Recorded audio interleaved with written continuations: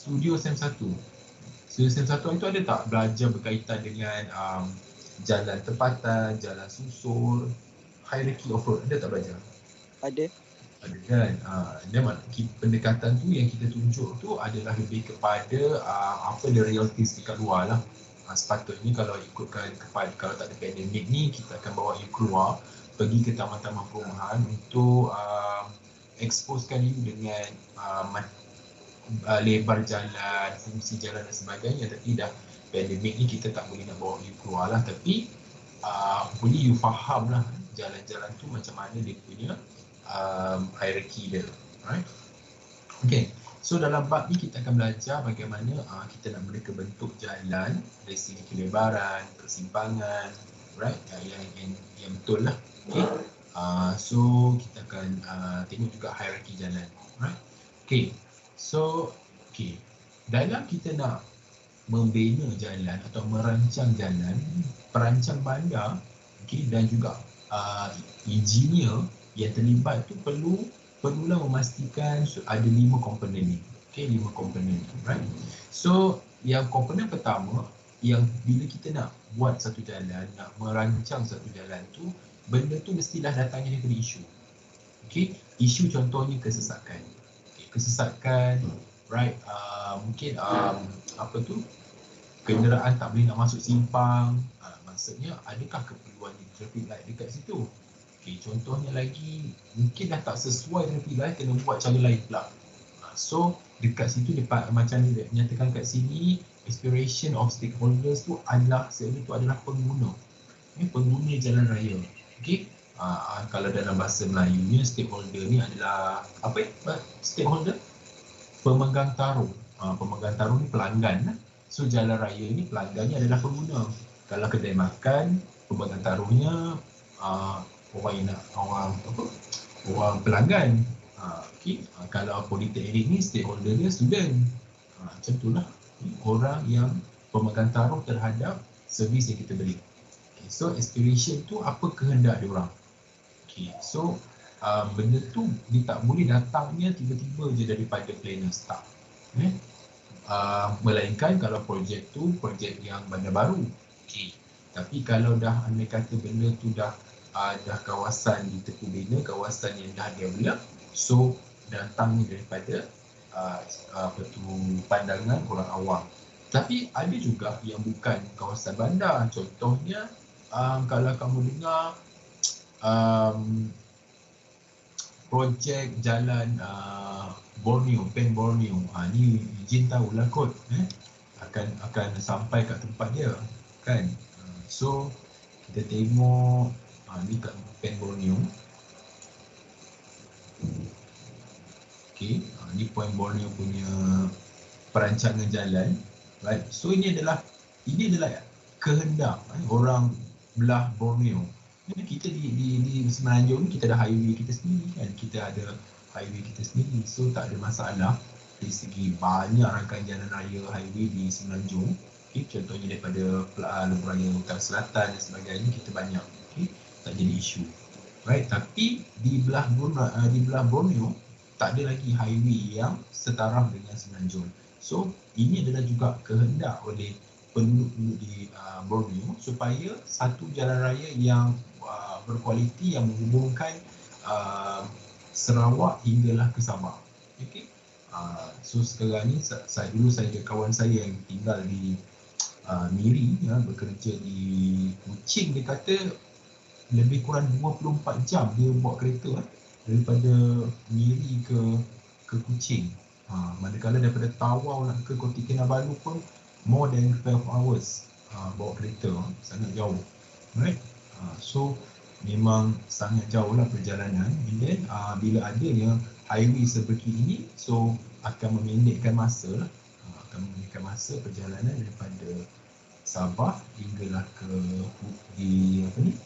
belah belah barat Sarawak, dan merentasi negara Brunei. Merentasi negara Brunei. Itu yang ini adalah satu aspirasi orang di Borneo. Let's see, kita pergi kepada yang second ni apa pula? Yang maknanya bila kita nak design jalan ni, ianya mestilah mempunyai pendekatan yang menyeluruh. Kita nak tengok kawasan tu. Kita bila nak rancang tu, kita kena lihat secara keseluruhannya. Okey, bukannya satu-satu part sahaja. Okey, so kita kena fikirkan secara total, right? And then design tu pula mesti praktikal. So kita pergi tengok balik kita punya yang ini dia kata plan ini adalah cadangan yang ataupun pembinaan jalan yang praktikal lah. Sebab apa? Dia mengikut bentuk muka bumi. So ini adalah kawasan yang berbukit. So dia tak boleh cross macam tu lah. Cross macam ni, memang lori tu tak lepas nak naik lah. Tapi dia kena ikut platform level ataupun darjah ketinggian kita punya bentuk muka bumi tu, right? So that's why dia lengkuk-lengkuk macam ni. Okay?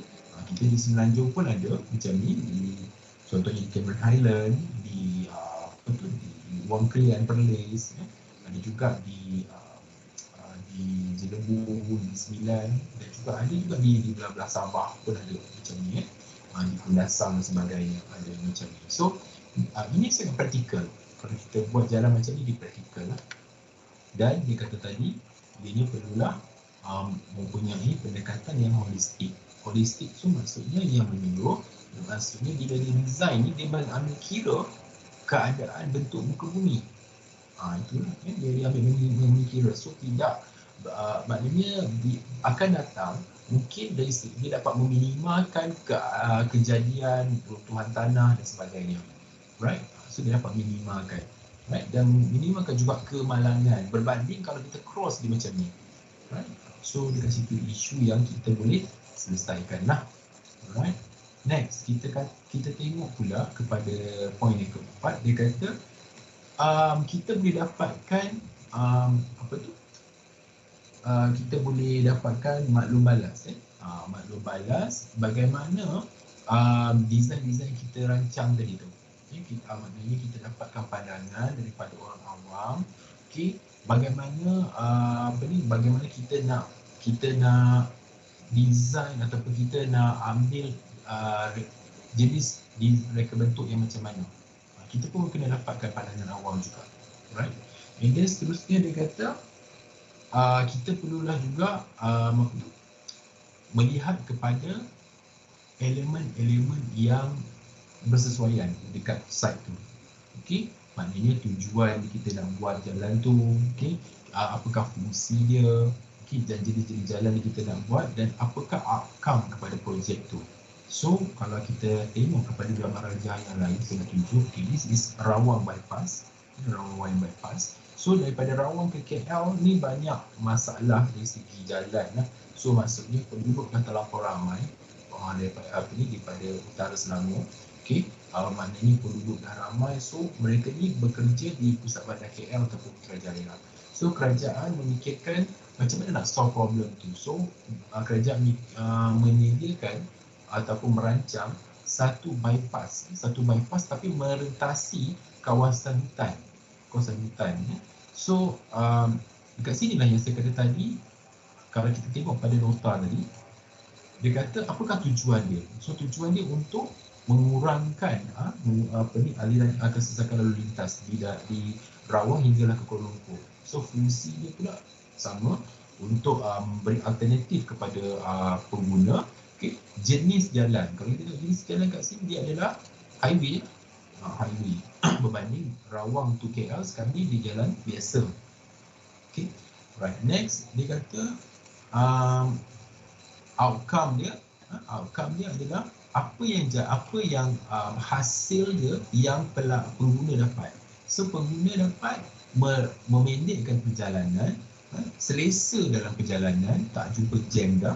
Okey, dan satu lagi dari segi view, view pun cantik kiri kanan ni, dan penjagaan kepada alam sekitar dan habitat, sebab dia tak ada buat jalan tu dekat tanah ni semua buat tiang, right?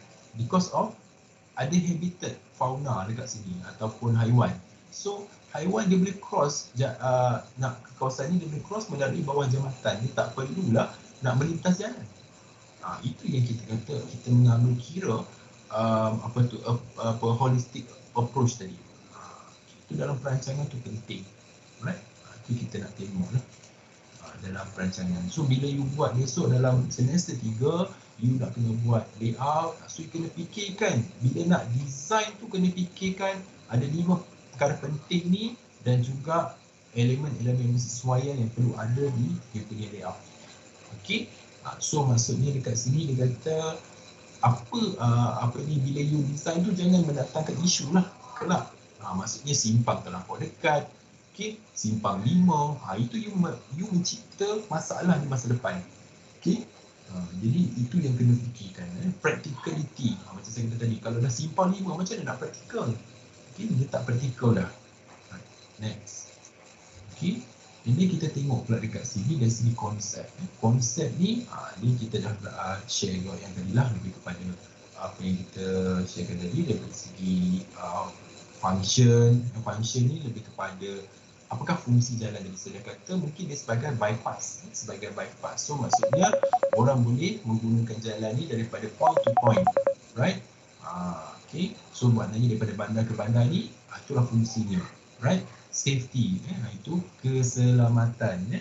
So adanya cukup lengkap dia punya papan tanda keselamatan. Okay, cukup bab tu. Ada railing, ada gradient. Okay, so benda-benda macam tu perlu ada lah. Contoh di kawasan yang berlereng, apa yang dia perlu buat? Okay, kena ada dinding tu kan. And then adanya penghalang jalan kat tepi tu, guardrail. So safety tu penting, right? And then macam saya kata tadi, contoh gambar tadi yang jalan tu berliku-liku tu, itu pun adalah faktor keselamatan juga. Okay, keselesaan. Kalau tengok gambar lebuh raya Rawang bypass tadi, dia mewujudkan keselesaan kepada pengguna. Ini wujud keselesaan pengguna, right? And then ekonomi. So dekat sini, kalau kita lihat dekat situ, bila kita buat jambatan tadi, so dia akan mengurangkan kos lah, berbanding kita buat terowong kan. Kita buat terowong ataupun kita buat dekat jalan di atas darat betul-betul, atas tanah. So in future kemungkinan berlakunya banjir dan sebagainya, so masalah. Tapi better kita buat macam jambatan tadi tu, so dari segi orang kata kosnya adalah balance lah. Okay, and then nilai-nilai kecantikan ataupun estetik. So bila kita lalu, kita nampak panorama yang menarik. Contoh dekat Rawang tadi lah, kita nampak hutan simpan yang kita tak usik langsung sebenarnya, just kawasan yang kecil saja kita usik untuk buat tiang-tiang tu, tapi kita tak usik secara total. Itu yang penting. Alright, itu dari segi konseptual untuk buat jalan. Okay, so ini adalah basic macam mana dari segi pengurusan dan pentadbiran jalan raya di Malaysia. Okay, so kita sebenarnya dari segi kelasnya ataupun klasifikasi jalan di Malaysia ada 4. Okay, ada 4 kelas. Okay, kelas yang pertama adalah federal road ataupun jalan persekutuan. Pernah dengar tak jalan persekutuan ni? Kelas? Benar. Okey, jalan persekutuan. So kalau jalan persekutuan senang je nak kena pasti. Kalau you jumpa signage ni kat tepi jalan, dia adalah menggunakan kod ni, iaitu nombor. Okay, kod dia nombor. Right, nombor 1, 5, 10, 20, macam tu. Itu adalah federal road. Itu dia punya coding dia. Right? And then dia punya perhubungan untuk jalan ni adalah melibatkan ibu negeri dan wilayah. Okay, ibu negeri dan wilayah. Right? So macam dekat sini Jalan Kuala Lumpur Tanjung Malim. So dia melibatkan dia akan menghubungi ibu negeri untuk ibu negara di Kuala Lumpur dan boleh terus ke Ipoh lah untuk perjalanan ni. Tapi dia dipanggil Federal Road 1 lah. Maknanya jalan ni sampai ke nombor 1 ni daripada Johor Bahru hingga ke Bukit Kayu Hitam. Nombor 1 ni, kod nombor 1. And then dia boleh link daripada bandar-bandar tadi ke airport yang berhampiran. Okay, So dia boleh juga menghubungkan ke stesen kereta api yang di bandar tersebut dan juga pelabuhan. So jalan Federal Road ni dia akan pergi ke kawasan-kawasan ni, ke Ibu Negeri, ke wilayah-wilayah lain, ke lapangan terbang. Dia maknanya mesti menempuh airport, stesen kereta api dan pelabuhan. Itu dia punya dipanggil Federal Road 1. So dari segi pembinaan jalan dan pembiayaan jalan ini, dan untuk buat maintenance ataupun penyelenggaraan adalah di bawah Kementerian Kerja Raya. Iaitu KKR lah. Di bawah kerajaan pusat. Kerajaan pusat dan kerajaan negeri, yang mana kerajaan negeri juga ada Jabatan Kerja Raya. Ada Kementerian Kerja Raya, ada Kementerian Kerja Raya di persekutuan dan juga di negeri. Itu di bawah kerajaan negeri. So, kalau berlakunya kerosakan dekat jalan-jalan yang kamu nampak ada nombor 1 ni, mereka inilah yang akan membaiki ni. Right? And then, yang kedua, kelas kedua adalah jalan negeri. Jalan negeri Pak Kancil kita nak kenal pasti, dia ada kod dan juga abjad. Dia ada nombor dan abjad. Kodnya menunjukkan nombor dan abjad. Kalau dekat sini abjadnya K, nombornya 101. So means that dia adalah K stand for negeri Kedah lah, jika nombor plate kereta. Kalau plate kalau dia tulis itu J68, maksudnya kerajaan negeri punya jalan, iaitu dia diletakkan kod J untuk negeri Johor. So entiti yang bertanggungjawab kepada jalan itu ataupun perbaikan dan sebagainya adalah Kerajaan Negeri Johor di bawah JKR Negeri Johor. So mereka ni akan membaik pulih dan sebagainya lah untuk jalan ni. So yang ini 7 tadi jalan. 7 ni jalan apa? Jalan apa? 7 kelas. Jalan Federal. Federal Road. Sebab dia tak ada abjad di depan. Yang ini dengan ini dia ada abjad. So this is jalan negeri lah. So jalan negeri ni menghubungkan bandar-bandar ataupun daerah di dalam negeri tersebut. Bandar-bandar kecil, pekan kecil di dalam negeri tersebut. Next, jalan bandaran. Jalan bandaran ni biasanya adanya di pusat bandar, pekan-pekan kecil, kawasan perumahan, kawasan komersial dan juga taman industri. Yang ni contoh-contoh lah yang selalu ada nama-nama taman tu. Taman Ria, Jalan Sena, Taman Raya. So ini adalah di bawah sediaan pihak berkuasa tempatan di kawasan tersebut.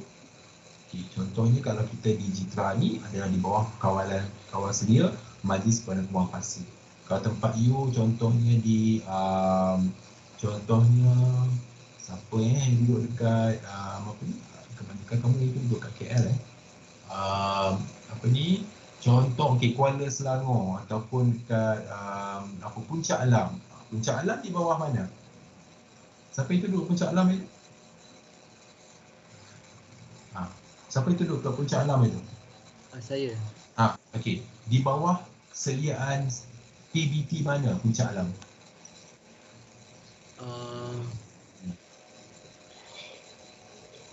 Tak tahu. Tak ingat. Tak ingat. Kuala Majlis Perbandaran Kuala Selangor atau Majlis Bandaraya Shah Alam? Shah Alam. Mana satu? Majlis Perbandaran Shah Alam. Salah tu Majlis Bandaraya Shah Alam, MBSA. Kamu kena faham dia punya level dia tu. So dia level yang berbeza. Atas sekali adalah Bandaraya ataupun Dewan Bandaraya ataupun Majlis Bandaraya. And then kedua adalah perbandaran. Yang ketiga adalah daerah, majlis daerah. Ataupun yang last sekali adalah pihak berkuasa tempatan yang kecil-kecil lah.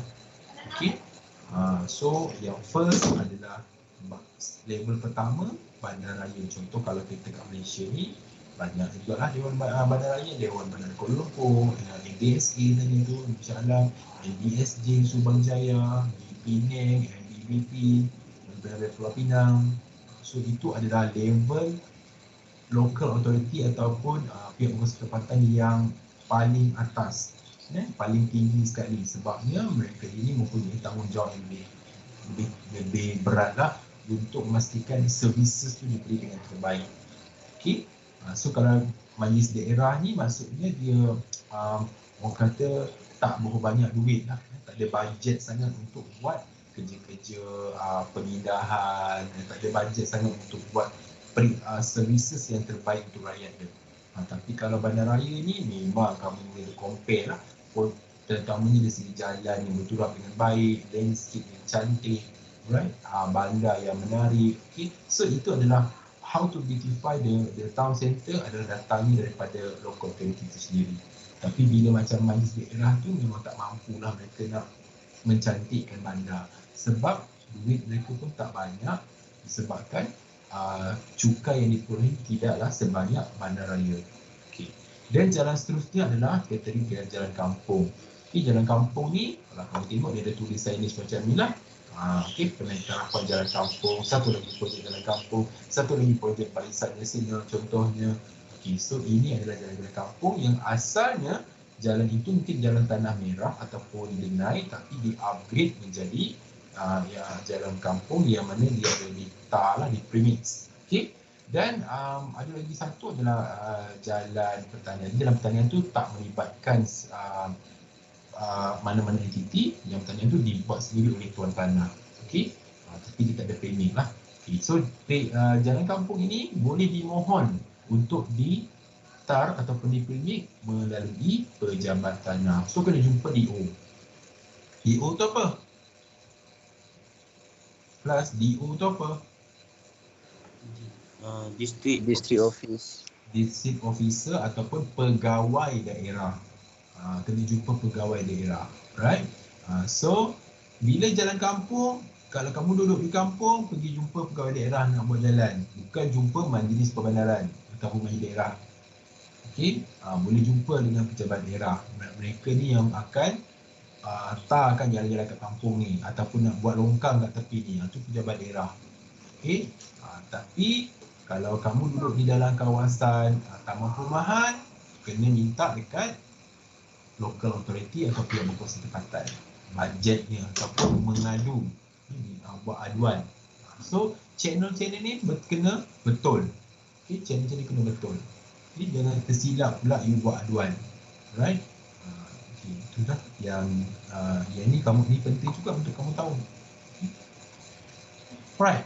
Dari segi aspek perancangan ni, so prosedur ni kita di peringkat perancangan di Malaysia ini, perancang bandar terlibat dalam siapa tu? Dua masuk tu.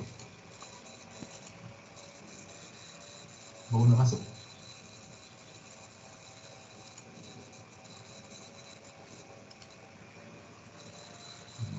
Seorang lagi datang. Okey, dari segi sudut perancangan ni, perancangan jalan ni, kita sebagai perancang bandar perlu menyediakan layout lah. Iaitu pelan susun tu yang mana dipanggil permohonan kebenaran merancang ni, application of planning permission, permohonan kebenaran merancang, iaitu layout itu sendiri. Layout itu sendiri kita kena serahkan kepada pihak majlis untuk mendapat kelulusan. Okey, mendapat kelulusan, dan seterusnya pihak JKR akan komen plan kita tu. Adakah jalan kita tu sesuai, persimpangan kita tu sesuai, jalan masuknya sesuai, akan ditengok ataupun disemak oleh JKR. Walaupun ianya disubmit kepada PBT, pihak bersetepatan, tapi JKR adalah salah satu komiti yang meluluskan plan tersebut. Okey, dia meluluskan. So, kat situlah yang kita perlu hantar plan itu untuk dapatkan kelulusan, dan JKR akan komen.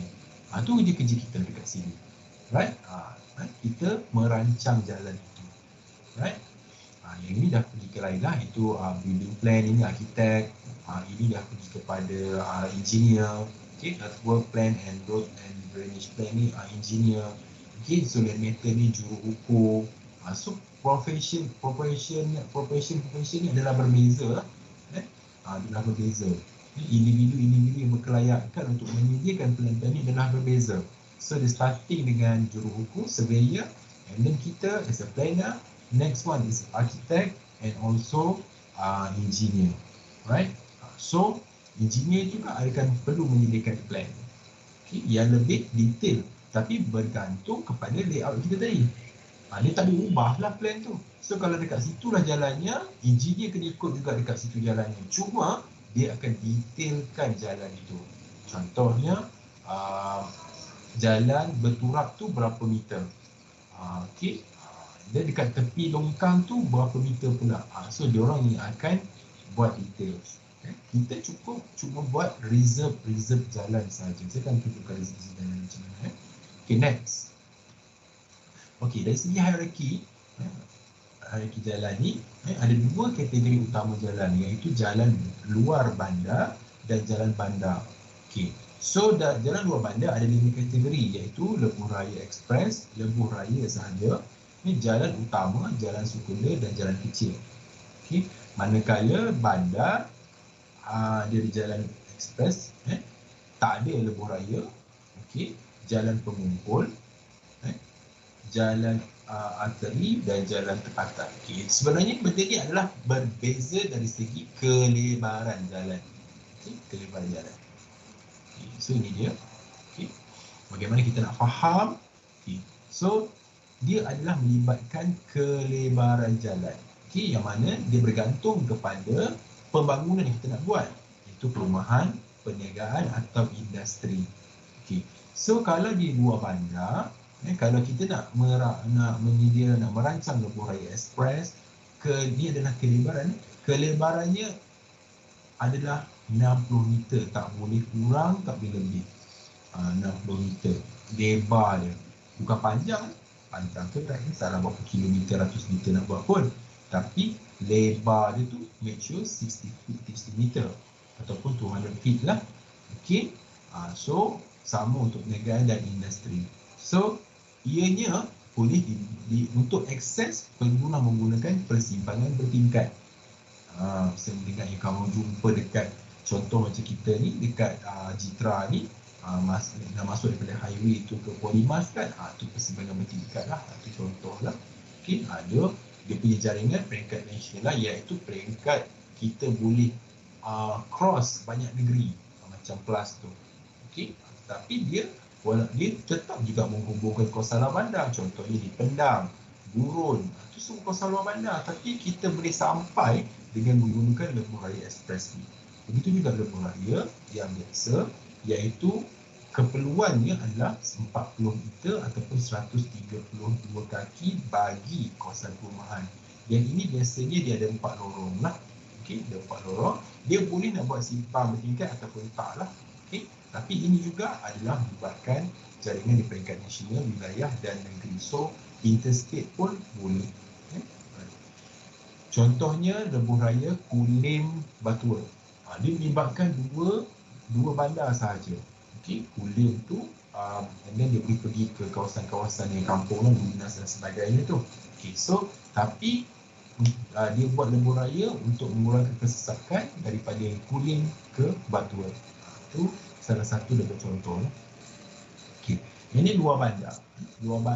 Jalan utama.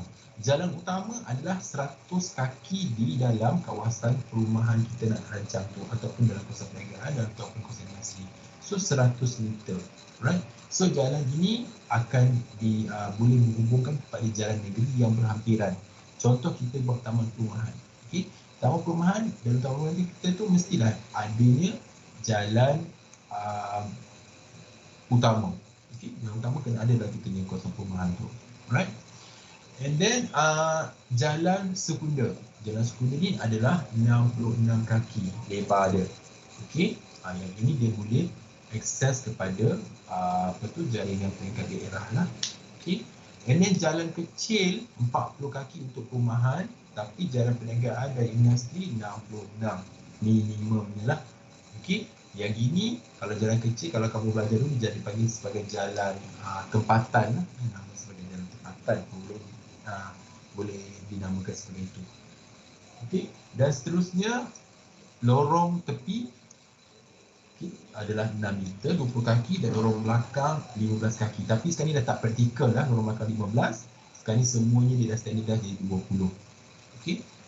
Okey, untuk bandar hampir sama dia punya kelebaran tu. Okey, tak ada yang membezakan, cuma tadi dia nama dia berbeza, itu jalan sekunder dan jalan pengumpul. Itu je menampakkan perbezaan. Ini jalan kecil untuk luar bandar, dan bandar dipanggil jalan tempatan. Okey. So dekat sini dia nak 50 kaki untuk jalan tempatan hadapan rumah. Okey. Yang itu dia nampak bezalah. Alright. Yang lembut apa tu, lorong belakang dan lorong pejalan kaki tu sama. Lorong belakang dan lorong tepi tu sama, cuma dia ada tambahan laluan pejalan kaki 4 kaki. Ada juga PDP yang minta 7.5 kaki. So this is the minimum requirement yang perlu ada untuk buat perancangan jalan lah, iaitu melibatkan kelebaran jalan. Okey. This is bagaimana elevation. Okey. Right. So kalau highway tadi yang 132 kaki, manakah 200 teliti 132 kaki, dia dalam kalau kita kerak jalan tu dalam reserve tu maksudnya daripada di sini ke sini. Yang ini adalah 132, daripada hujung ke hujung 132 bila kita kerat, so atau misalnya 40 meter. So dalam tu ada pecahan-pecahan dia, iaitu adanya reserve parit, reserve landscape dan laluan pejalan kaki, laluan motosikal, reserve jalan untuk pelebaran masa depan. Okey, dan ini jalan yang untuk laluan kenderaan ni sekarang ni lah. So in case kalau masa depan jalan tu perlu dilebarkan, so just permit je ni. Sekarang ni mungkin tak payah permit, boleh asingkan laluan motor dengan kereta. Tapi in future boleh dilebarkan, so kita just permit saja yang ini. Okay, kalau sekarang ni mungkin kata dua ni dah memadai, tapi in future tak cukup, kereta dah makin banyak. So kawasan ni boleh dibuka dan dipermit. So panjang permit ni 13 meter lah, daripada laluan motosikal hinggalah ke pembahagi tengah. So lampu akan duduk kat tengah-tengah. Okey, so dekat depan Polimas tu, adakah jalan yang ini? Depan Polimas kelas? Ya, rasanya Tak apa, kita tengok dulu adakah betul atau tidak. Okey. Okay, ini adalah yang keperluan untuk 132 kaki, iaitu lembu raya. Okay. Kita tengok jalan 100 kaki pula. 100 kaki, dia punya pembahagi itu lebih kecil, 2 meter sahaja, berbanding tadi 3 meter untuk lembu raya. Okay. Still lampu boleh letak di tengah, okay, tetapi dia punya reserve parit dan landscape ni lebih kecil berbanding tadi lah. Okay. And then dia tidak ada ekstra ruang untuk penambahan lorong pada masa depan. Dia tak ada. Dia terus saja yang boleh lalu untuk dua kenderaan utama lah, di mana motosikal setiap ada laluan dia. Itu beza dia. Kalau yang tadi dia ada reserve untuk pelebaran masa depan, tapi yang ini dia tak ada. So yang inikah yang di hadapan Polimas? ya, ini. Ya. Okay. Jalan ini adalah yang dirancang di hadapan Polimas tu, iaitu 100 kaki lah. Okay. Yang mana kita boleh menempatkan longkang dan laluan pejalan kaki untuk kamu pergi ke Simat tu. Right. Okay, seterusnya jalan 66 kaki. Jalan 66 kaki pula kita lihat dekat sini, still ada reserve parit, ada laluan jalan kaki tapi lebih kecil lah. Okay. Laluan motosikal, dan cuma dia tidak ada tengah pembahagi jalan. Dan lampu dipindahkan ke kiri dan kanan jalan. Okay. Tapi still boleh buat cumanya kereta cuma boleh lalu satu saja. Satu lorong saja. Satu lorong kereta, satu lorong motor, berbanding tadi 2 kereta, 1 motor. Manakala highway 3 kereta, 1 motor. Okey. Untuk jalan 100 kaki, 2 kereta, 1 motor. Manakala 66 kaki boleh memuatkan satu kereta dan satu motor. Tapi boleh je kereta nak lalu kat sini, tak ada masalah. Muat je. Okey, boleh lalu. Tapi dia akan share dengan laluan motosikal lah. Dia akan share. Right? Boleh je nak kereta lalu di dua-dua lorong ini. Tak ada masalah. Right. Itu dia punya elevation. Okay. The last one is bagaimana pula jalan 40 kaki iaitu di depan rumah. Katalah rumah teres tu kat sini ataupun rumah semi kat sini. So depan rumah adalah jalan 40 kaki. Ni dia punya kelebaran, dia punya dimension 40 kaki. So dia ada juga reserve landscape dan juga reserve longkang, tetapi dia cuma dia cuma ada laluan kereta sahaja. Tidak ada pengasingan dengan motor. So berkongsi satu lorong untuk ke arah sana dan satu lorong ke arah sini macam tu. Okay. Itu beza dia untuk jalan depan rumah dan kalau depan kedai dia kena lagi besar lah 50 kaki. Okay. Right, kita dah sampai ke persimpangan. Okay, kalau persimpangan pula, besok bila you naik semester 3, you memang kena buat design-design simpang ni. Okay. So kita boleh buat simpang 3 dan simpang 4. Okay. Tapi simpang 3 pula tak boleh berbentuk Y macam ni. Bentuk Y macam ni tidak dibenarkan. Tapi bentuk ni lagi lah tak boleh. Simpang 5 pula jadinya. Okay. Dan kita juga boleh buat roundabout begini dan ataupun roundabout kecil macam ni. Boleh. Tak salah. Okay. Tapi dua ni jangan diamalkan bila mana nak buat layout di semester depan. Tapi pelajar suka buat benda lah ni. Suka. So dia tidak praktikal. Kita balik pergi pada konsep dan juga reka bentuk jalan tadi mula-mula kita belajar tadi. So ini dah tak kena. Dia akan mendatangkan masalah pada masa depan. Sebab kita as a planner tak bijak merancang. Macam ni juga. Kita tak bijak merancang.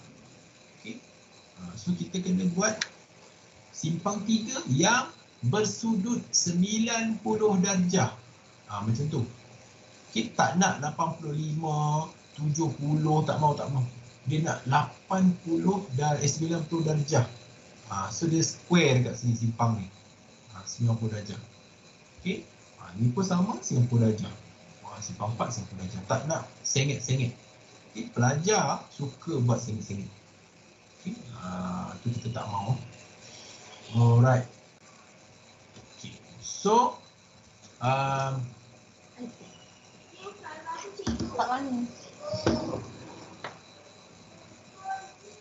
right. So, jenis persimpangan tadi, simpang 4 tadi. Okey, simpang 4 ni kalau dalam taman perumahan tak perlulah kita nak letak traffic light. Tapi yang penting kita kena ada dia punya garisan jalan. Itu penting. Okey, mana orang yang kena berhenti, mana orang yang kena jalan. Okey, untuk kawasan perumahan. Okey. Yang ini mungkin di kawasan kampung lah. Tak nampak pun tak nampak langsung dia punya garisan dan juga tak ada tanda jalan kat tepi tu, papan tanda jalan tak ada. Yang ni kena ada lah. Macam perumahan sepatutnya dia kena ada kat sini. Okey, tapi kat sini dia dah silap lah. JKR kena main peranan. Okey, kalau jalan macam ni JKR ke pejabat daerah? Tengok pada jalan macam ni. Pejabat daerah. Pejabat daerah. Okey. Alright. So, tapi tengok jugalah kalau dia kod dia K1 K50. Tu kena JKR dia kena buat. Okey, bukan pejabat daerah. Okey. So, kalaulah dia melibatkan pula jalan yang lebih besar, contohnya jalan 66 kaki tadi, so kenalah buat traffic light. Dikontrol oleh traffic light. Tu kalau dia dah simpang ni besar dan jalan ni semuanya ada 4 lorong, 1, 2, 3, 4. 1, 2, 3, 4. So kena ada the best practice adalah dengan adanya traffic light lah. Okay. So persimpangan 3. Kenapa yang saya kata tadi persimpangan 3 itu wajib kena 90 darjah disebabkan pandangan orang untuk nak keluar pada simpang. Okey, you pun ada kereta, ada naik motor, So you kena pandang kiri dan kanan dengan clear. Kalaulah terhalang macam ni, terhalang dengan pokok dan diselekor, so sangat bahayalah. So you tak perasan kereta tu sampai. So as a planner, kita tak boleh buat design-design yang macam ni. Kita betul yang dia kata kena 90 degrees. 90 degrees. 90 degrees dengan simpang di hadapan tu. Right, ini tak, ni bukan sebab kita tak nampak daripada sini, dia tak nampak dari sini, ni bukan 90 darjah. Okay, and then kalau anda kata nak buat simpang Y sangat-sangat, boleh, tapi kena macam ni lah, dia akan jadi pulau di tengah-tengah. Jadi pulau di tengah-tengah yang mana kita boleh maknanya kita kalau kita abaikan ini, kita nak buat jalan tak nak buat, so akan sangat bahayalah kereta nak keluar, especially orang ke kanan. Memang sangat berbahaya. Okay, that's why dia buat pilihan supaya alternatif, supaya wujudkan jalan ini. Maknanya kereta yang nak ke belah sana, ke kanan ni, tak perlu lalu kat sini. Dia kena masuk daripada sini ke kanan dan terus cross. Okay, kalau dekat sini tadi, memang masalah lah, tak nampak ataupun sangat sukar dia nak keluar. Okay, dan akan jadi cram dekat sini, nak menunggu orang ni keluar. Okay, yang ini cuma boleh ke kiri saja. Ke kiri saja. Okay, nak ke kanan kena masuk kat sini. Tapi tak banyaklah di Malaysia yang praktikkan macam ni. Okay, and then ini bila katalah kita keluar dekat sini tadi, ini akan jadi masalah. Dia tak nampak. Okay. Okay, ini adalah jalan-jalan yang melibatkan interchange ataupun persimpangan utama dekat highway, right? Interchange. Kalau kita dekat Jitra ni, yang ni lah, lebih kurang macam ni lah muka ni. Kita dalam bulat macam ni, lebih kurang macam ni lah dekat Jitra ni, alright. Sorry, Jitra sini macam ni, macam ni. Diamond interchange. Okay. Ni banyak di plus belah selatan lah, banyak macam ni. Okay, yang ini banyak di Shah Alam. Shah Alam banyak, flower leaf ni banyak di Shah Alam, design-design macam ni. Okay, dia melibatkan tanah cukup besar untuk buat design ni. Okay, ini kita ada di Jitra, yang ini ada di tol lain, ada macam ni design ni. Okay, ini lebih melibatkan persimpangan di highway, persimpangan ataupun jalan utama ataupun jalan akses keluar masuk di highway. Jadi kita dalam planning ni pun kena rangka macam ni supaya dapat mengurangkan kadar kesesakan. Okay. Right. So, okay. Ada juga roundabout yang dekat highway yang macam ni. Tak salah saya dekat Penang macam ni. Dekat Penang ada. Dia ada lalu bawah, dan tingkat kedua dan tingkat ketiga. Ini 3 tingkat. Kat Penang saya perasan ada macam ni. Right? Di KL pun ada. Okay. So, atas ni lebuh raya lah. Ini pun lebuh raya juga. Tapi kita boleh keluar untuk naik ke atas ni. Maknanya kita daripada sini tadi naik ke sini, kena buat satu pusingan dan baru naik ke atas. Okay, untuk naik ke highway ni. Okay, macam tu. Ataupun pergi ke sini lah, naik ke sana. Right, itu cara je lah. Okay, and then ada juga roundabout yang di jalan utama dalam pusat bandar. So macam ni rupa ni dekat Kota Kinabalu. Kota Kinabalu. Ini juga ada roundabout yang menunjukkan identiti bandar tersebut. Ini dekat Penang. Dia punya roundabout berfungsi untuk menunjukkan identiti bandar. Okay. So dekat Jitra pun ada. Okay.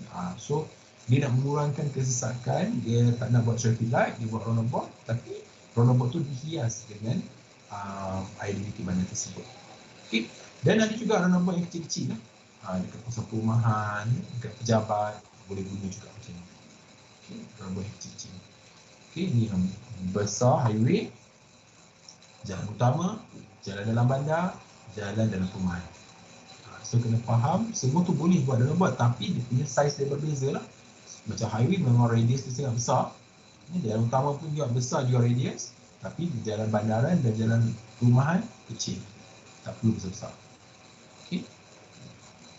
So bila kita nak buat simpang, menentukan persimpangan, dia ada jarak dia. Okey, dia ada jarak dia. Okey. So jarak dia kita kena tentukan daripada simpang A ke simpang B ni. Okey. Ni kena fahamlah dari segi konteks ni. Okey. Jenis jalan yang bersilang, dua jalan tempatan, means that dua jalan tempatan. Jalan tempatan ni berapa kaki kelas? Berapa kaki? Hello kelas. Jalan tempatan. Berapa kaki tadi? Yang kita belajar tadi? 20 kaki. Okey, salah. Jalan tempatan tadi, no. 60. Jalan tempatan. Jalan tempatan berada di mana kelas? Terletak di mana? Terletak di mana jalan tempatan ini dirancang? Mana? Jalan tempatan terletak di mana? Kita buka balik nota kita. Buka balik. Pak. Jalan tempatan. Ni. 50 kaki ataupun yang ni kita boleh pakai jalan kecil. 40 kaki letak kat mana? Terletak di mana jalan 40 kaki ni kelas? Jalan tempatan. Ya, dekat mana? Bandar. Dekat mana? Bukan. Dekat mana? Yang praktikalnya dekat mana? Di hadapan rumah. Okey.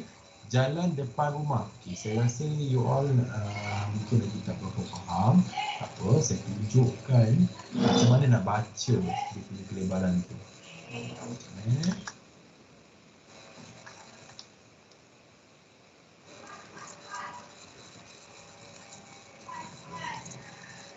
Saya tunjukkan mula di Google ni.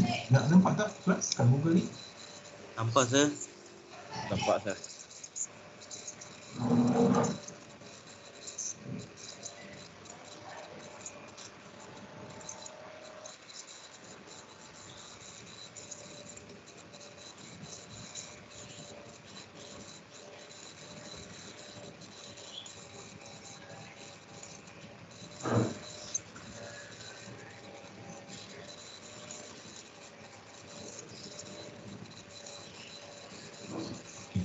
Saya nak main ni.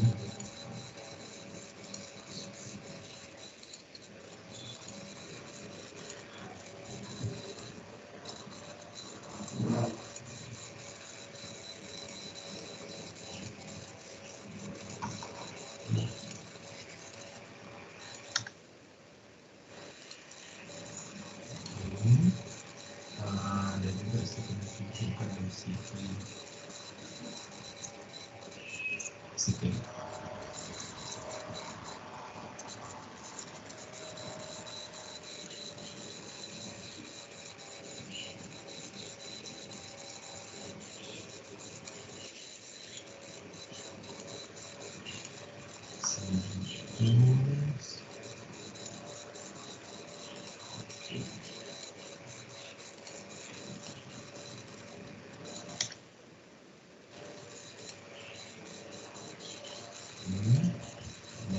saya tunjukkan di kawasan rumah dekat yang saya tinggal sekarang.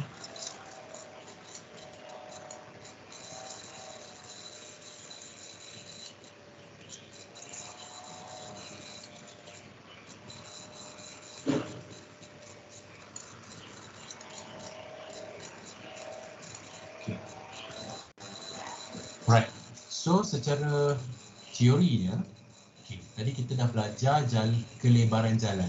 Okay, highway. Ni highway Utara Selatan. Tahu tak ni? Nampak tak ni? Lebuh Raya Utara Selatan. Nampak sir? Nampak sir. So dekat situ berapa kaki tadi Lebuh Raya? 132 ke 200? Lebuh Raya. Berapa ratus? 132. Are you sure? Kita tengok. 132 atau 200 Lebuh Raya Express. Tapi dia kalau Lebuh Raya Plus ni dia merupakan jaringan nasional kan? Dia jaringan. So Lebuh Raya Express ni dia adalah 200 kaki. Okay, 200 kaki dia punya kelebaran jalan ni. So dekat sini Highway Plus is 200 feet. Nampak tak? Saya labelkan tu. Nampak sir. Nampak sir. Dan jalan ni K109. K109 dan ini jalan ni kod 1. Nampak tak ni? Nampak? Kod 1. Nampak sir. Nampak. So kod 1 ni normally dia adalah berukuran jalan federal dia adalah berukuran 132. Walaupun dia bukan berstatus lebuh raya. Tapi normally dia 132 atau 100. Macam tu. Okey, yang ini K109 jalan negeri. Okey, yang ini pun juga jalan negeri. Sama. Okey, sama. Tapi jalan negeri normally juga 100 kaki. Macam tu. Okey. Jalan negeri K109, ini juga jalan negeri, ini 100 kaki. Okey, so ini adalah and then saya nak tunjuk lagi jalan ni. Ini jalan utama. Jalan 100 kaki ni define sebagai apa? Buka balik nota. Jalan 100 kaki di-define sebagai jalan utama. Jalan utama. Okey, manakala yang seterusnya hierarki dia jalan sekunder 66 ataupun jalan pengumpul 66. Okey, kat mana tempatnya tu? Okey. Jalan 66 adalah satu jalan yang boleh mengumpulkan kereta daripada dalam taman perumahan. Dekat sini. Okey, ni. Dan manakala yang 40 kaki adalah depan rumah. Okay. Ini tu nampak hierarki dia. Jalan 200, 100 ataupun dekat sini 132, ikut 100, and then 66 dan 40. Dia makin lama makin kecil. Okay. Kita tengok gambar ni. Okay. Nampak tak dia ada 3 lorong? Saya ambil dari sini. Macam ni. Okey, di gambar yang tadi. Sekarang ni saya nak pergi ke sini. Okey, so ni tadi jalan ni berapa meter tadi? Berapa kaki? Saya kata? 100. 100 kita buka jalan 100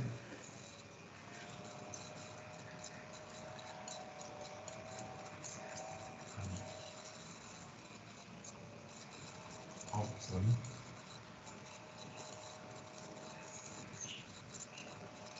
Okay. Ini adalah jalan 100 kaki tadi. Daripada sini sampai ke sini. Nampak? 4 lorong tu kan? 4 lorong. Ada juga laluan basikal dan landscape dan longkang.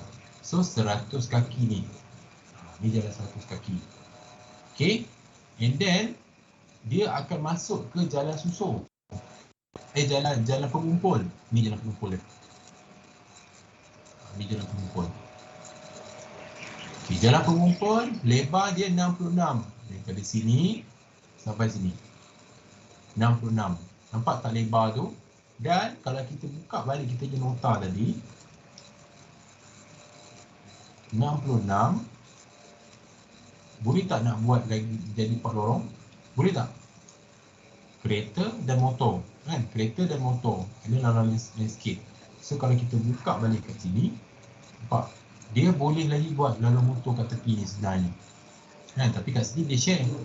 Kereta dan motor share, tapi dia boleh buat dekat sini lagi. Sebab reserve-nya masih besar. Okay. Ini 66 kaki. Tadi depan tadi 100, ni 66. Okay, kita pergi lagi ke depan. Ke depan ada simpang pula.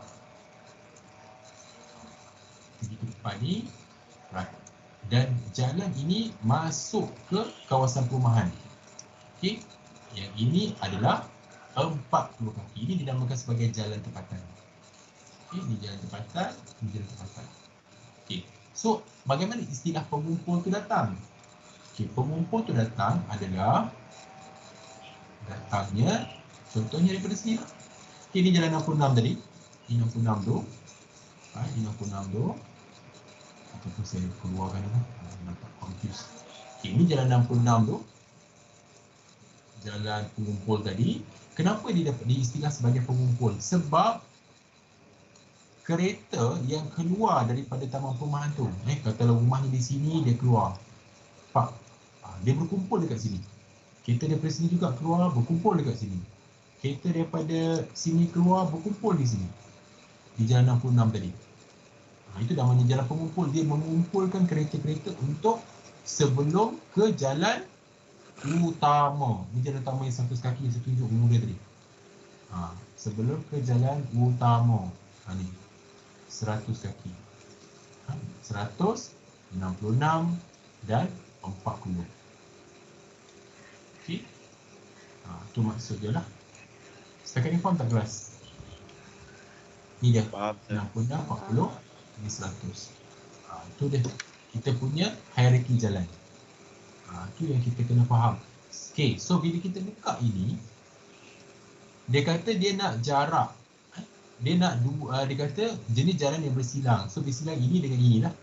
Okay, antara dua jalan tempatan. So this is jalan tempatan and this is jalan tempatan.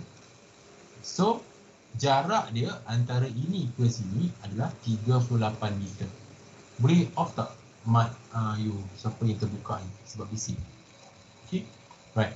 So jarak daripada sini ke simpang point ni ke point ni 38 meter.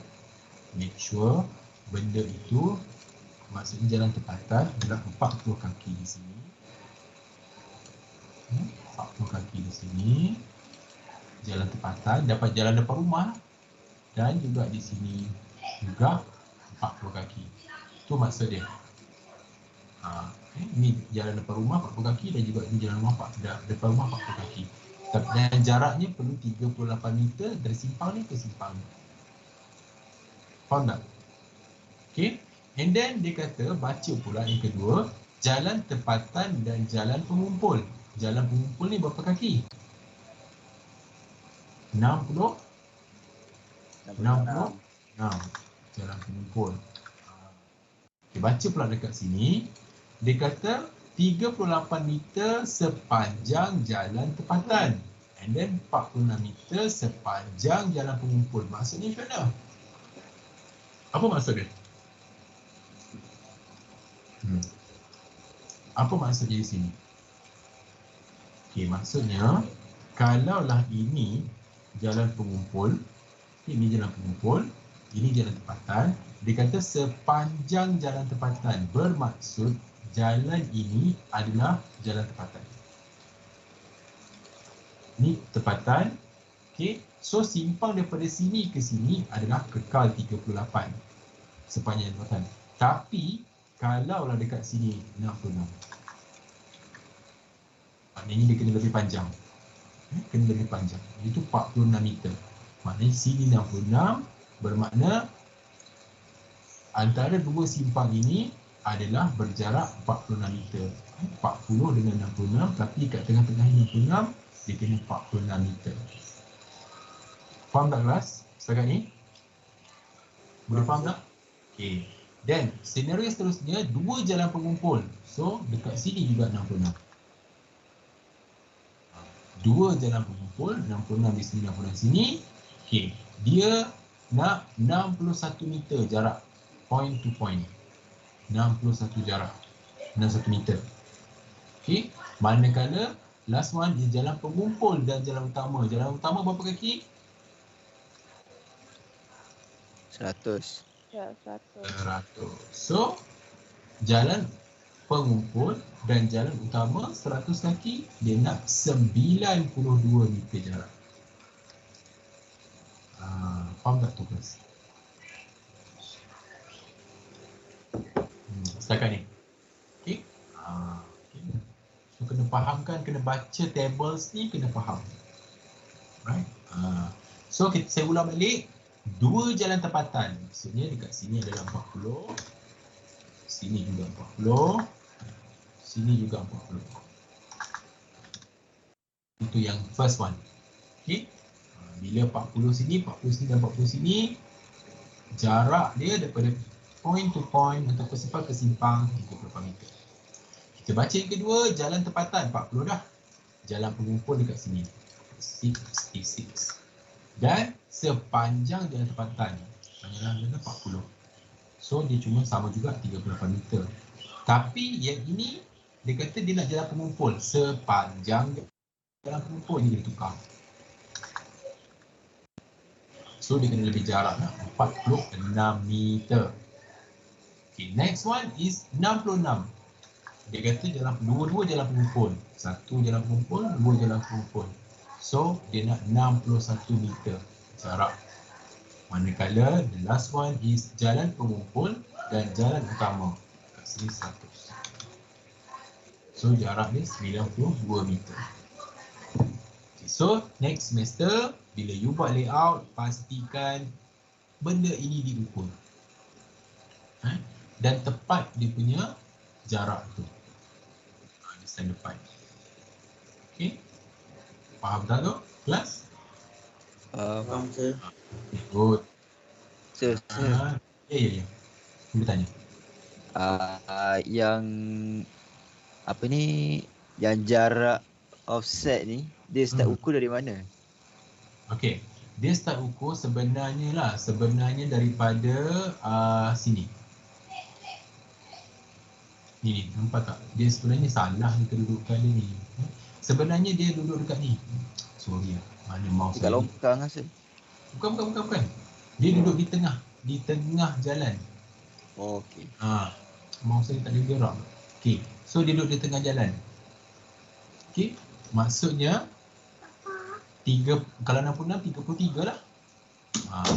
33 dan sampai kat sini 150. So dia duduk di tengah-tengah. Tengah-tengah sini dan tengah-tengah sini. Itu jarak dia yang kita nak lah. Jarak persimpangan ni. Okay.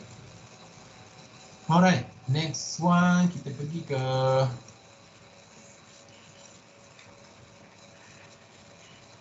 okay. So pernah dengar pembangunan mampan ataupun pembangunan lestari?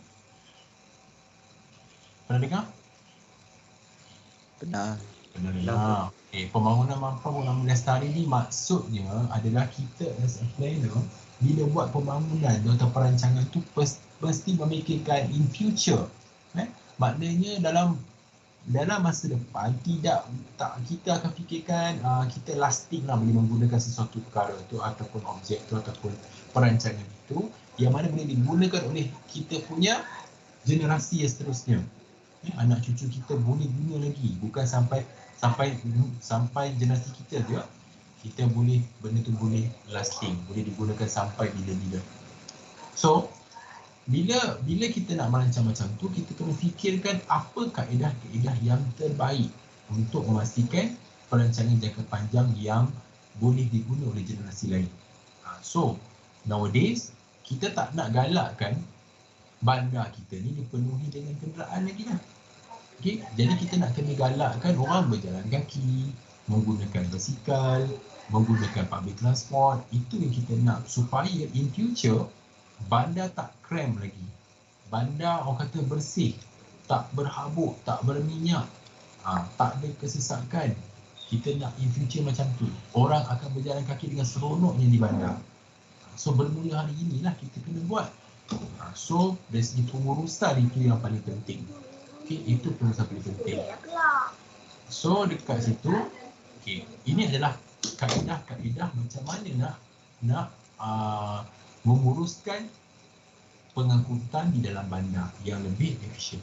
Okay, so dikata kat sini memang kita kena kawasan bandar kurangkan kenderaan masuk, okay, dan tak boleh laju pergerakannya, okay, and then banyakkan trek basikal, banyakkan orang berjalan kaki dan banyakkan jaringan pengangkutan awam, alright. So peraturan kena orang kata tegas lah. Jangan lalu, jangan parking. So kena, ni kan kita rakyat kita ni tak nak dengar cakap penguasaan. Okay, tak nak dengar. So line kuning pun dah parking. So tak mau berlaku dah akan datang. Then ada maklumat trafik. So misalnya kalau kita tunggu bas kat sini, dia tahu next bus pukul berapa sampai. Okay, adakah kita tahu jalan jam dekat mana. Okay, tempat kita cukup berapa bilangan lagi yang kosong. So sistem maklumat ni kena ada supaya bandar ini pergerakannya sangat lancar. Right? Itu kita nak. Right? Dan bila kita optimumkan penggunaan jalan ni tadi dengan pelbagai variasi, berjalan kaki, berbasikal, public transport, akhirnya for sure kita akan ada, kita akan buat macam MRT dan sebagainya pula. So value kawasan ni akan lebih naik. Sebab bayangkan kalau adalah stesen MRT kat tepi ni, automatik rumah kita ni naik dia punya nilai. Pejabat kita naik nilai dia. Sebab boleh akses mudah daripada sini ke sini. Berbanding sekali tak ada. Dah lah sekali pun parking pun tak ada. Okay. So once bila dia dah buat sistem MRT dekat sini ataupun LRT, turun masuk rumah. Alangkah bahagianya. Itu kita nak sebenarnya. Tapi di Singapura yang berjaya merancang dan melaksanakan program-program macam ni. Okay. Tapi kita di Malaysia belum lagi sampai ke tahap tu. Okay. Sangat-sangat mengecewakan lah. Okay. Kita punya dalam perjalanan kaki pun dekat Malaysia, Allah sedihnya. Muat-muat badan je. Tak boleh share dengan basikal. Okay. Apa itu yang kita kena buat lah. Kalau kamu pergi Singapura, dia sangat berbeza. Oh, kita pergi masuk, kita pergi site. Kita masuk Singapura saja. Tengok.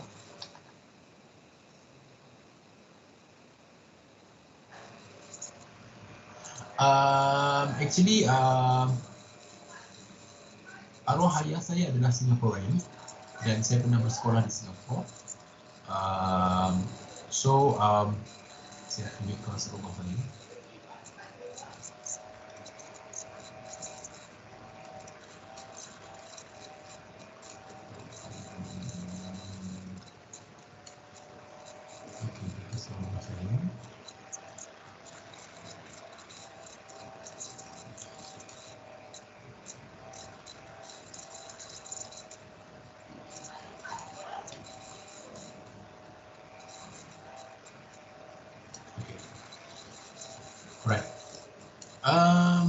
Tengok macam mana Singapura dia rancang dia punya jalan raya.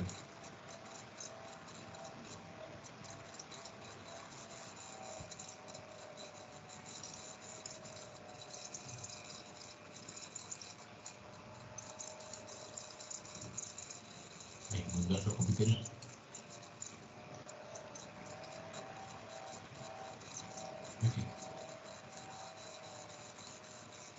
Singapura rumah flat sajalah rumah flat. Dia nak rumah landed ni sangat sikit lah kat Singapura. Tapi dia banyak rumah flat house lah. Okay. Okay. Nampak. So dia punya pengangkutan awam dia sangat efisien. Okay. So buses akan lalu every 5 minutes. Every 5 minutes akan lalu untuk ambil penumpang. Dan bus stop ni semuanya dia banyak centralized untuk kawasan-kawasan kediaman ni. Okay. Semua kawasan perumahan ni. Blok saya dekat belakang ni dulu lah. Tapi bangunan lama ni dah bangunan baru, dia dah butuhkan rumah yang setinggal dulu. So, then kita keluar pada rumah terus masuk ke bus stop, tunggu bus, every 5 or 3 minutes bus akan sampai dan kita boleh nak berjalan kaki. Semuanya ada walkway yang lebar. Nampak walkway dia sangat lebar kena compare dengan Malaysia. Compare dengan Malaysia, ini dekat simpang kamu tengok dia punya macam mana. Sebab kita dia nampak macam ramp kan. Macam kita tak ada macam ni. Kita kena panjat ni curb ni kat Malaysia. Dia orang tak ada nampak. Itulah mesra pengguna. Nampak bicycle track. Bicycle track dia tak share dengan orang berjalan kaki. Nampak dia asingkan. Bicycle track yang orang berjalan. Dia buat dua colour yang berbeza, colour gelap dan colour yang cerah sikit. Okay. Nampak? Itu perancangan yang bagus in Singapore. Right? Then kita apa ni? Ni jalan 40 kaki. Ni sisi jalan 40 kaki dia. 40 kaki dia. Right? Dia ada akses ke kawasan parking perumahan dia. Nampak tu punya roadway. Very huge. Ni nak compare to Malaysia. Compare to Malaysia, Allah mahal. Okay.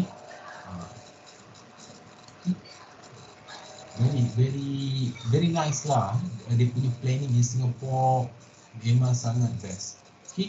Dan kenapa orang boleh berjalan di Singapore? Because of, tengok dia punya landscape. Pokok-pokok besar dia. Pokok-pokok besar dia banyak. So orang boleh berjalan. Ni dulu saya tunggu bas kat depan ni. Tunggu bas nak pergi sekolah. Tunggu bas. Saya bersekolah di sana in 1984, tahun 84. Okay. So tunggu bas kat sini untuk pergi sekolah.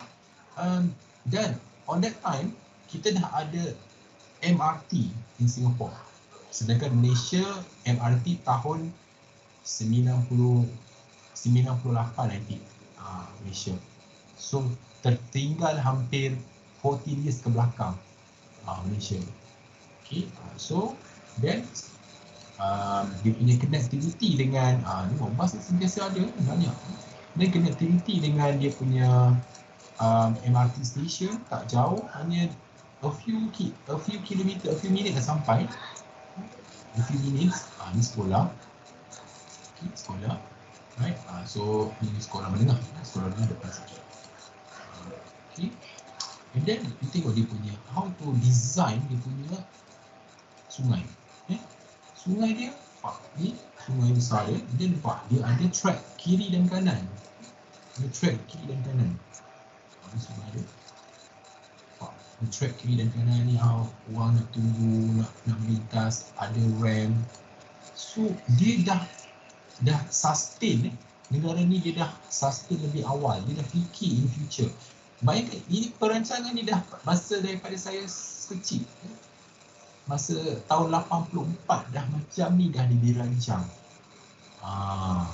Kita tak jadi lagi nak macam ni. Sebab because of Malaysia, pembangunan terarah kepada money and cents.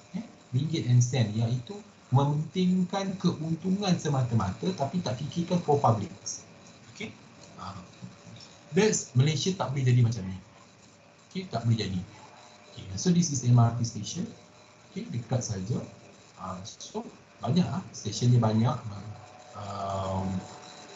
Beratus kot ini stesen MRT. Right? So in Singapore. So memang ini yang kita nak macam ni. Ini yang kita nak. Sepatutnya kena ada macam ni. Dia tengok.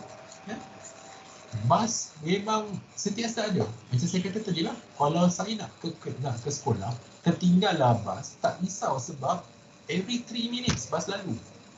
Dan bas akan lalu di semua lorong-lorong dalam kawasan perumahan. Dia akan mencakupi ke semua kawasan perumahan. Ni macam dia dekat sini, dia punya jalan 100 feet lah. 100 kaki dia dekat sini.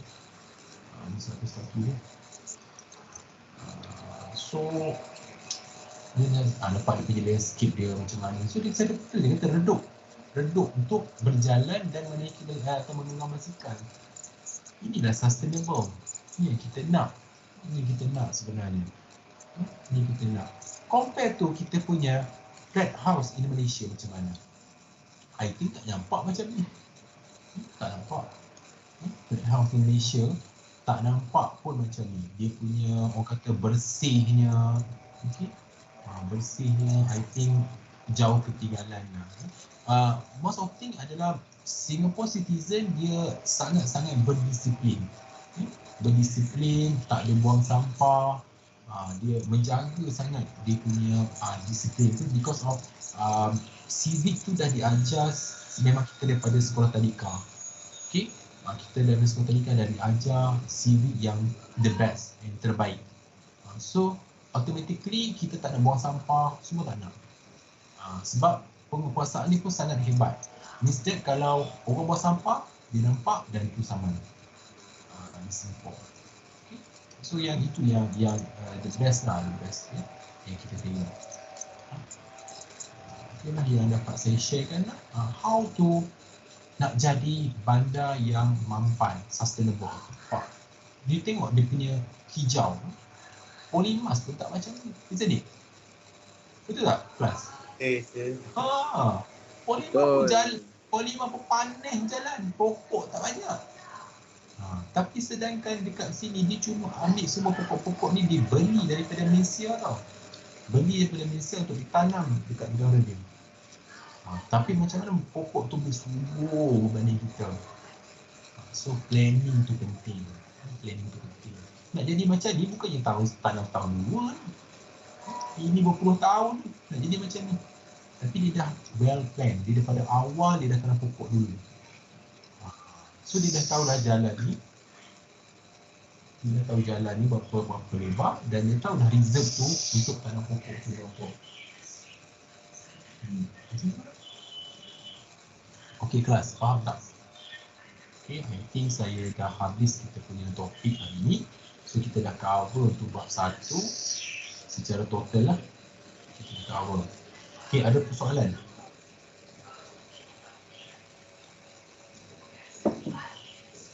Kelas ada soalan? Tak ada. Tak ada? Okay, bagus. So faham. And hopefully you all nampak lah macam mana dari segi ni perkara-perkara ni persimpangan, how to design the persimpangan. Okay, yang saya kata tadi fundamentalnya 90 degrees, 50 darjah. Okay, so hopefully faham dan juga dari segi reserve ni, okay, hierarki jalan tu dan juga reserve ni maknanya berapa kaki jalan berturap, berapa kaki longkang. Ni kena tahu ni sebab nanti nak kena buat layout macam ni. Right? That's why subjek ni diajar untuk you memudahkan you buat layout di semester depan. Okay?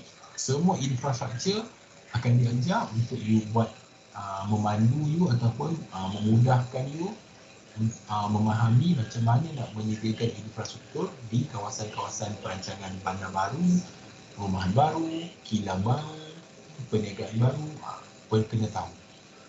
Okay. Right, clear tak kelas? Yes, what? Yang ini kan yang highway elevation kan. Right. Memang kena tepat-tepat 40 meter ke? Ya, 40 meter. Kenapa situ 39? Yang mana 39? Highway ni, yang saya tengah tunjuk ni. Okay. Kiraan dia tu? Ya. Maksudnya you tambah tak cukup 1 meter. Ke macam mana? So ini sebenarnya ini saya ambil daripada buku lah. Maknanya dia pun salah kira lah tu. Okay. So kalau macam tu, kalau 1 meter, di setiap pembahagi ni dia jadi guna 4 meter lah. Ini pembahagi ni jadi guna 4 meter lebar. Okay. Ini saya ambil daripada buku dia betul perancang juga. So orang yang buat tu pun salah. Okay. So yang ini standard normal lah, 7 meter, 3 meter, 3 meter ni normal lah, normal size. So pembahagi tengah tu kita lebarkan lah dengan 4 meters. Alright. Okay, ada soalan lagi? Terima kasih. Alright. Any questions? Tak ada?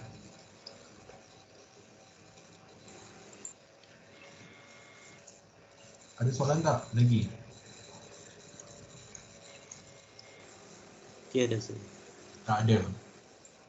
Okay, good. So kat sini ada seorang yang tak hadir dalam kelas ni. Siapa kat ni? Siapa yang tak datang? Seorang tak masuk. Nak kena sebut ke nama?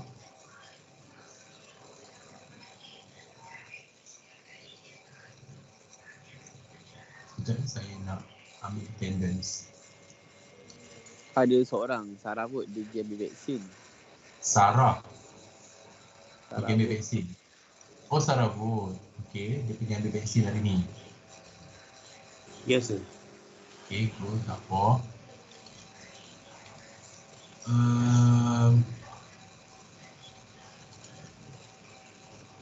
Dia pergi ambil vaksin. Okay, yang lain semua ada lah. Okay, so itu sajalah kot kita punya kelas hari ini.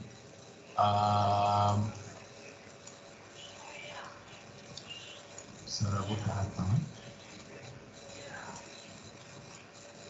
Okay, so itu sajalah kelas kita pada hari ini. Kita boleh jumpa lagi untuk next week. Kita pergi ke topik yang seterusnya. So topik 1 kita dah cover up hari ini secara lengkap lah. Okay, so itu saja daripada saya.